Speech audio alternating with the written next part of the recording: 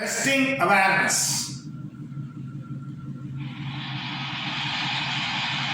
ಕಣ್ಣು ಮುಚ್ಚಿ ಕೂತು ನಿಮ್ಮ ಎರಡು ಮೂಗಿನ ಹೊಳ್ಳೆಯಲ್ಲಿ ಹೋಗುವ ಬರುವ ಗಾಳಿಯನ್ನು ಗಮನಿಸೋದು, ಬೇರೆ ಏನೂ ಇಲ್ಲ.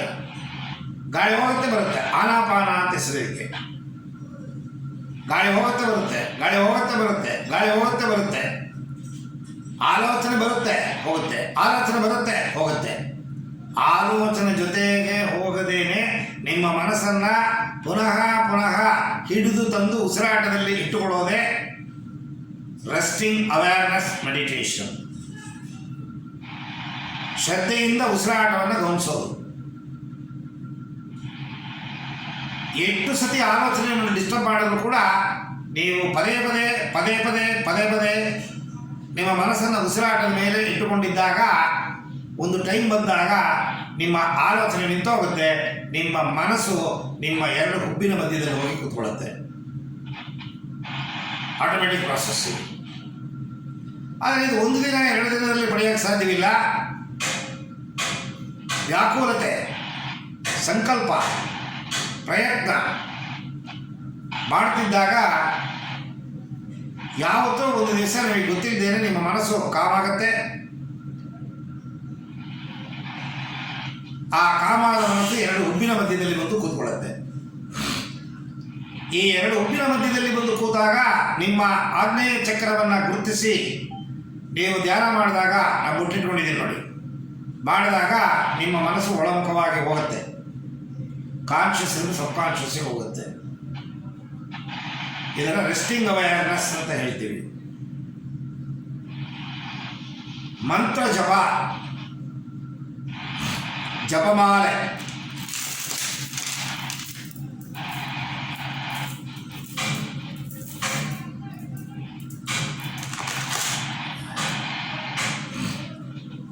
ಶಿವನ ಭಕ್ತನಾದರೆ ರುದ್ರಾಕ್ಷಿ, ವಿಷ್ಣು ಭಕ್ತನಾದರೆ ತುಳಸಿ ಮಾಲೆ. ಇದು ಒರಿಜಿನಲ್ ಡೂಪ್ಲಿಕೇಟು. ಮನುಷ್ಯರಲ್ಲೇ ಒರಿಜಿನಲ್ ಡೂಪ್ಲಿಕೇಟ್ ಇದ್ದಾರೆ, ಇದರಲ್ಲಿ ಇಲ್ಲದೆ ಇರುತ್ತಾ ಹೇಳಿ. ಇದು ಒಳ್ಳೆ ದೇವಸ್ಥಾನಗಳಲ್ಲಿ ಒಳಗಡೆ ಲೈಬ್ರರಿ ಅಥವಾ ವ್ಯಾಪಾರ ಮಾಡೋ ಜಾಗದಲ್ಲಿ ಇದು ಸಿಗುತ್ತೆ ಒರಿಜಿನಲ್. ಇದು ರಾಮಕೃಷ್ಣ ಮಠದಲ್ಲಿ ತಗೊಂಡಿದ್ದು, ಕಲ್ಕತ್ತಾ. ನಿಮ್ಮ ಊರಲ್ಲಿ ರಾಮಕೃಷ್ಣ ಮಠ ಇತ್ತು ಅಂತಂದರೆ ಒರಿಜಿನಲ್ ಸಿಗುತ್ತೆ, ಅಲ್ಲಿ ಹೋಗಿ ತಗೊಳ್ಳಿ. ಬೇರೆ ಅಂಗಡಿಗಳು ಮಾಡೋದೆಲ್ಲ ಈ ಬೀಟ್ಸ್ ಎಲ್ಲ ಬರೀ ಫೈಬರ್ ಇರುತ್ತೆ, ಗೊತ್ತಾಗಲ್ಲ ನಿಮಗೆ. ಈ ಜಪಮಾಲೆಯನ್ನು ನಿಮ್ಮ ಗುರುಗಳು ಏನು ಮಂತ್ರ ಕೊಟ್ಟಿರ್ತಾರೆ, ಮಂತ್ರ ದೀಕ್ಷೆ, ಇದನ್ನು ನೀವು ಒಂದು ಫೋರ್ಟ್ನೈಟ್, ಒಂದು ಓವರ್ನೈಟ್, ಫೋರ್ಟ್ನೈಟ್ ಅಲ್ಲ ಓವರ್ನೈಟ್, ಹಾಲು ಒಳಗಡೆ ಹಾಕಿ ಚಂದ್ರನ ಕಿರಣ ಇದಕ್ಕೆ ಬೀಳೋ ಹಾಗೆ ಹೊರಗಡೆ ಇಟ್ಟುಬಿಟ್ಟು ಮಲ್ಕೋಬೇಕು.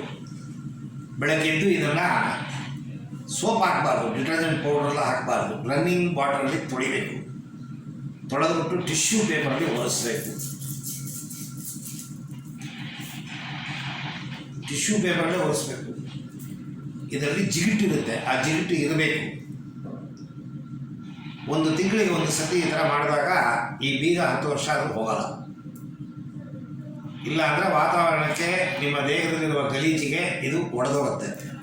ಇದು ಪ್ರಿಸರ್ವ್ ಮಾಡೋ ರೀತಿ, ಇದನ್ನು ಹಿಡ್ಕೊಳ್ಳೋ ರೀತಿ.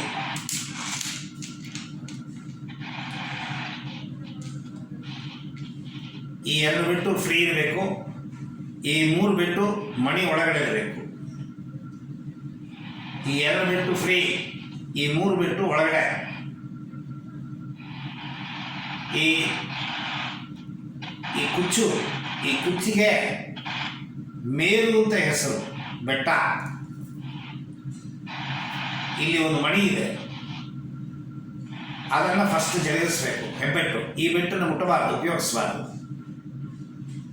ಓಂ ನಮಃ ಶಿವಾಯ, ಓಂ ನಮಃ ಶಿವಾಯ, ಓಂ ನಮಃ ಶಿವಾಯ, ಓಂ ನಮಃ ಶಿವಾಯ, ಓಂ ನಮಃ ಶಿವಾಯ, ಓಂ ನಮಃ ಶಿವಾಯ, ಓಂ ನಮಃ ಶಿವಾಯ, ಓಂ ನಮಃ ಶಿವಾಯ ಹೇಳ್ತಾ ಬರಬೇಕು.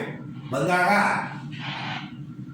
108 ಮಣಿಗಳು ಆದ ಮೇಲೆ ಈ ಮೇರು ಹತ್ರ ಬರುತ್ತೆ. ಬಂದಾಗ ಆ ಮೇರುವನ್ನು ಹೆಬ್ಬೆಟ್ಟಲ್ಲಿ ಹಿಡ್ಕೋಬೇಕು.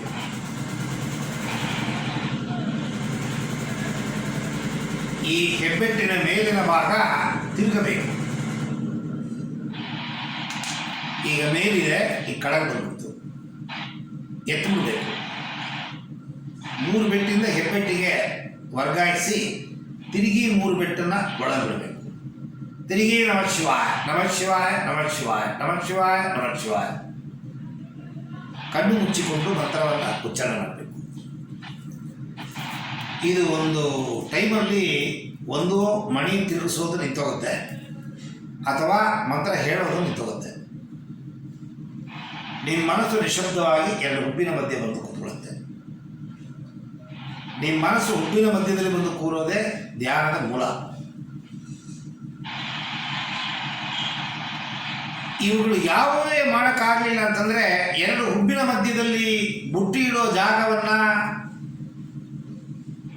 ಕಣ್ಣು ಮುಚ್ಚಿಕೊಂಡು ನೋಡಬೇಕು.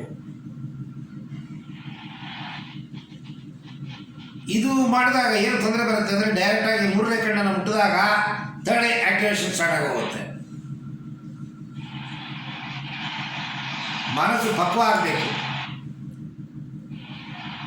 ಅಭ್ಯಾಸ ಇತ್ತು ಅಂತಂದರೆ ಡೈರೆಕ್ಟಾಗಿ 2 ಹುಬ್ಬಿನ ಮಧ್ಯ ಮಾಡ್ತಾ ಇದ್ದಾಗ ಒಳಮುಖವಾಗಿ ಮನಸ್ಸು ಹೋದಾಗ ಪೀನಿಯಲ್ ಗ್ರಂಥಿ ಆಕ್ಟಿವೇಟ್ ಆಗುತ್ತೆ. ಪೀನಿಯಲ್ ಗ್ರಂಥಿ ಆಕ್ಟಿವೇಶನ್ ಅಂತ ಅನ್ನೋದು ಮನಸ್ಸು ಪವಿತ್ರ ಆದ ಮೇಲೆ ಮಾತ್ರ ಆಗೋದು. ಮನಸ್ಸು ಪವಿತ್ರ ಆಗದೇನೆ 3ನೇ ಕಣ್ಣು ಓಪನ್ ಆಗಬಾರದು. 3ನೇ ಕಣ್ಣನ್ನು ಓಪನ್ ಮಾಡಬೇಕು ಅಂತಂದರೆ ಕ್ರಮಗಳಿದೆ.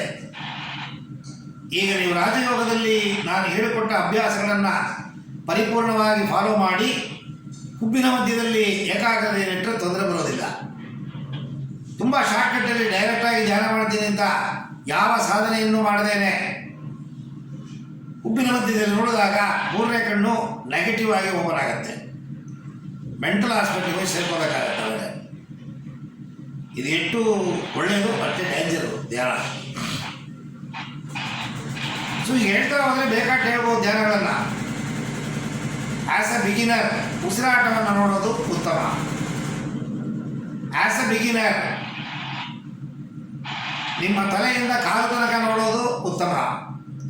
ಆ್ಯಸ್ ಅ ಬಿಗಿನರ್ ಭಗವಂತನ ತಲೆಯಿಂದ ಕಾಲು ತನಕ ನಿಮ್ಮ ಮನಸ್ಸಿನಿಂದ ವಿಜುವಲೈಸ್ ಮಾಡೋದು ಉತ್ತಮ. ಇಷ್ಟು ಮಾಡಿದ್ರೆ ಸಾಕು.